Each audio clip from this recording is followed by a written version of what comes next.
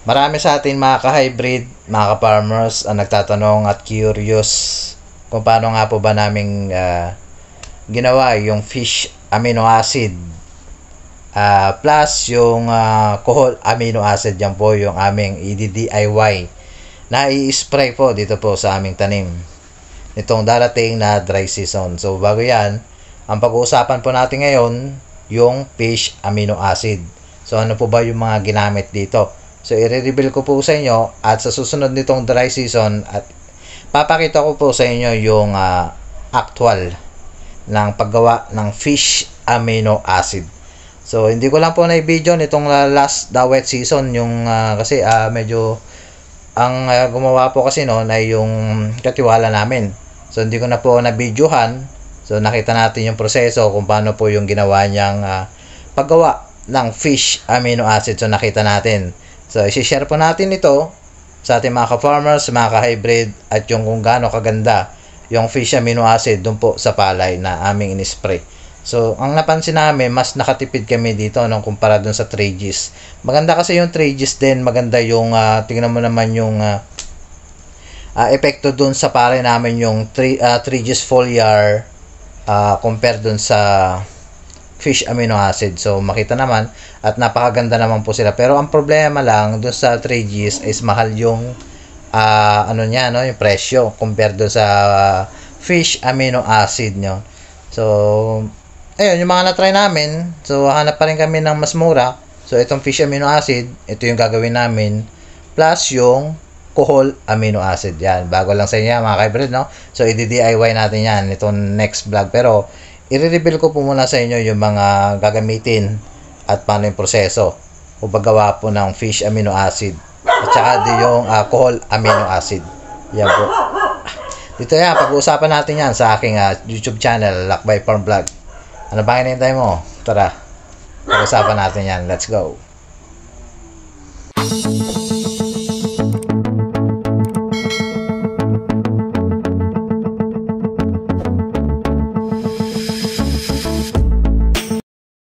Magandang araw mga ka-hybrid, Lakbay Farm Vlog. Nagbabalik muli sa aking YouTube channel. At kung bago ka lang sa aking YouTube channel, huwag mo kalimutan mag-subscribe.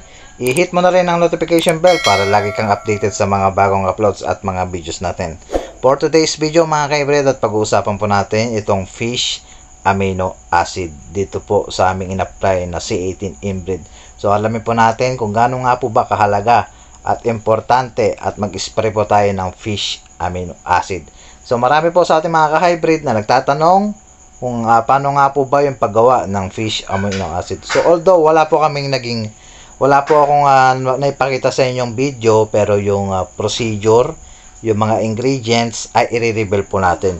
So sa next video natin, itong dry season, ay i-reveal ko na po yung video DIY ng paggawa po ng fish amino acid. Pero sa ngayon ay papakita ko lang, sasabihin ko lang po muna sa inyo yung mga naging ingredients, yung mga aming ginamit po dito po sa fish amino acid. So yung i-reveal ko rin yung best timing ng pag-spray din po ng fish amino acid.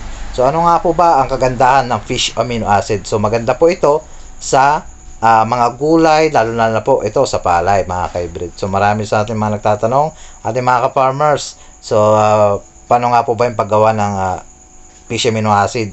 DIY daw po. Paano daw po yun? Papakita. So, yung nga po ay mga ka-hybrid ay ingredients na lang po at procedure yung aking ipapakita. So, ngayon, kung kayo po ay tinatamad na gumawa po o mag-DIY ng fish amino acid, so napakadali lamang po mga ka-hybrid gumawa ng fish amino acid. So, kung kayo po ay tinatamad na gumamit ng fish amino acid, ito po ay meron po itong pwede po kayong umorder sa Shopee or Lazada. So ngayon, gumawa po kami ng fish amino acid. Kumbaga, konti lang yung ginawa. Kinulang po yung mga ka-hybrid. Ang ginawa namin ay umorder po kami sa Shopee. Yan po. So kung kayo ay tinatamad, pwede naman po kayo umorder sa Shopee. So effective naman po yung yung pag-order namin sa Shopee. So ito po yon. Ito po yung in-order namin sa Shopee. So ito, tingnan nyo na lang po si Shopee. Pero ngayon, sasabihin ko rin po yung procedure Para malaman nyo rin po yung paggawa ng fish amino acid. Plus yung minsan yung sinasabi nilang kuhol amino acid. So same lang din yon mga ka-hybrid. So i-reveal din natin yan sa susunod na video natin. Yung paggawa po ng fish kuhol amino acid. So doon muna tayo sa fish amino acid. So ano nga po ba yung fish amino acid, kung gaano nga po kaganda? So ang fish amino acid ay meron pong content ng nitrogen. Yan po mga ka-hybrid. So hindi lang po tayo apply ng fertilizer dito. So dadagdagan natin ng nitrogen. So hindi ito nitrogen para po dun sa mga abono, no? Iba to sa mga nitrogen na nakukuha po sa fish amino acid. So maganda po ang magandang nitrogen na nakukuha po sa fish amino acid. So organic po ang fish amino acid. So napakaganda po talaga ito i-apply sa palay. So hindi lang po sa hindi lang po nitrogen na nakukuha po sa fish amino acid, kundi po mayaman din po sa phosphorus ang fish amino acid. So kung tayo ay bibili ng mga muriate of potash, so napakamahal po ng muriate of potash. So fish amino acid na lang po ang i-apply mo dahil meron din pong content ng potassium ang fish amino acid. Yan po yung mga kagandahan po sa fish amino acid. So ang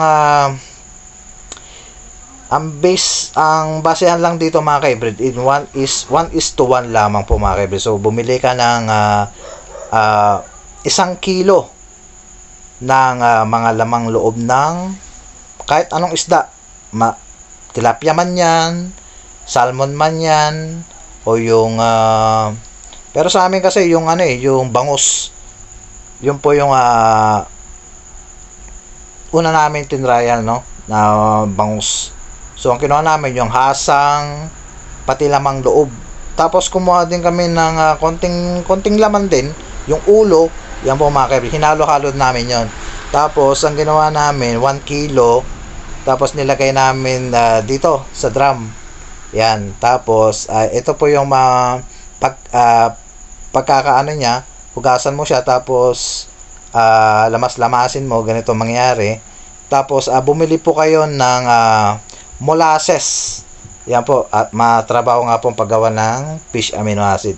So ito po yung pagbili ng molasses, pati din po sa Shopee. Ito po, ganitong klase po. At i-mix nyo po na parang ganito ay i-mix nyo po ng ganito. Tapos ito po yung magiging kalabasan. So gumamit po kayo ng ganitong galon, takpan nyo po, at maghintay lamang po tayo ng 2 to 3 weeks, or gawin na natin 1 month. Ayan, bago po hanguin. Tapos ang gawin nyo po mga ka-hybrid ay gumamit po kayo nito pang sala. Pagka umabot po ng 1 month, ganito po ang gawin nyo. Pispisin nyo po siya hanggang sa masala po yung mga fermented na purong kulay niya. Tapos ilagay nyo po ito sa galon. Puro po ito. So ngayon, best timing naman po ay doon muna tayo sa paglalagay ng kada knapsack sprayer 16 liters ay kumuha po kayo ng lata ng sardinas. Kada isang lata ng sardinas, yun po, puro po yun. Tapos ilagay nyo po sa knapsack sprayer na ganito. Tapos ilagay nyo po yung fish amino acid doon. Punuin nyo po yon ng tubig, malinis po. Yun po ang gagawin nyo mga ka-hybrid. Tapos doon naman po sa best timing ng fish amino acid, ang pinakamaganda kasi dyan every 10 days. Yan mga ka-hybrid. Kung halimbawa nagtanim ka ngayong araw na ito, magbibilang ka ng 10 days. Doon po kayo mag-spray ng fish amino acid. So yan, isang lata po ng sardinas, kada knapsack sprayer, ayan po, lagyan nyo po yung ng tubig. Kada 16 liters po ng water, tubig po yung mga ka-hybrid. Tapos 10 days or 15 days, makalipas na naman ng 10 days, magbilang na naman kayo ng 10 days. Parang dun sa Amo Plant Growth Enhancer, every 10 days din po yun, 10, 10, 10. hanggang sa umabot po ng kailangan tayo mag stop ng pag-spray ng fish amino acid. So pagka umabot na po ito sa day 70, yan po mga ka-hybrid, stop niya na po ang pag-spray ng fish amino acid. So yun na po yung araw time ng pagyuko ng palay mga ka-hybrid. Doon na po maobserbahan yung nutrients hanggang 10 days hanggang 70 days. Yun po yung pinaka magandang timing para po sa pag-spray. So ang araw ng pag-spray, oras pala ay kada 8 AM ng umaga. So yun po. So pag umulan ba, paano nga po ba pag umuulan, no? So wag niyo po i-spray ng umuulan kasi sayang yun mga ka-hybrid, no? So i-timing yun na wag umuulan. Yan po mga ka-hybrid. Yan po yung naging experience namin doon po sa C18 na aming in-spray ng fish amino acid. So yun lang mga ka-hybrid. So susunod natin video yung procedure naman ng kuhol amino acid. So halos same lang yon mga ka-hybrid. So may nagtanim dun sa aming katabi na C18. Ang in-apply naman niya is kuhol amino acid. Yan po mga ka-hybrid. So yun lang po mga ka-hybrid. Namunti kong may share para po dun sa paggamit po ng fish amino acid. So maganda nga ang naging epekto nito. Katulad namin na gumamit na nakaani po kami na napakaganda at pinakita ko naman po sa inyo mga ka-hybrid yung naging resulta dun, yung resulta ng C18 halos parang hybrid na. Yung mga butil niya napakatataba. So yun po mga ka-hybrid ang pinaka the best na naging experience namin na pag-apply ng fish amino acid. So hindi na po kami nag-spray dito ng mga insecticide. So isa sa mga maganda rin pala yon para dun sa protection din ng yung pala kahit hindi ka na mag-spray ng insecticide dito. Atangya common, stem borer common na talaga.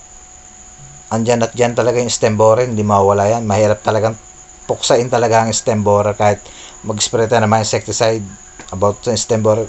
Best timing talaga, hindi natin matiyempuan yung mga pinaka the best talaga dun sa stem borer talaga.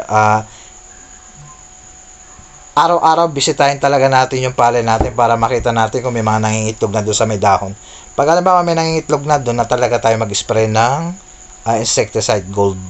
Kahit na mag-spray tayo, meron pa rin basta at least kahit mga 5%, 10% ng stem borer, okay na yung mga ka-hybrid. Basta importante, mataas yung nakikita natin na butil na talagang buo. Yan po mga ka-hybrid. So yun lang po mga ka-hybrid. Sana meron po kayo na konting kuhan tip dito na kahit wala mang video at actual na DIY ng paggawa po ng fish amino acid. So susunod natin video ay natin yon, no? I-re-upload yung ating magiging DIY video natin doon po sa paggawa ng fish amino acid. So inuulit ko nga po. So hindi ko naman po sinasabi to kung hindi pa namin nasubukan. So hindi ko rin po sinasabi ito na halimbawa tinatamad kayo. Kung tinatamad po kayo ay bumili na lang po kayo doon sa Shopee. Meron din po mga ka-hybrid. So effective din po yon. So itong sinasabi ko ay para din yung experience din ba, yung makuha yung benefit dito yung paggawa po ng fish amino acid. So yun po, sana po nasagot ko yung mga naging tanong natin mga ka-hybrid. At susunod natin video yung kuhol amino acid. So yun lang po, sa magandang araw na po mga ka-hybrid. At don't forget, hit the notification bell, subscribe to my YouTube channel, at paluguin po natin itong ating channel hanggang sa umabot po tayo ng 100K subscriber. Doon po tayo ay alam nyo na yung mga ka-hybrid, at doon ko po kayo susurpresahin yung mga mahalaga at makakatulong po sa atin mga ka-hybrid, mga ka-farmers. Doon ko po i-reveal pagka tayo umabot po ng 100K subscriber po mga ka-hybrid. So salamat po muli mga ka-hybrid sa walang kasawa-sawa po ninyong pagsuporta at pagnood po ng aking YouTube channel. Na po, maraming salamat po sa inyo in the bottom of my heart. Yan po. Ingat po tayo at God bless.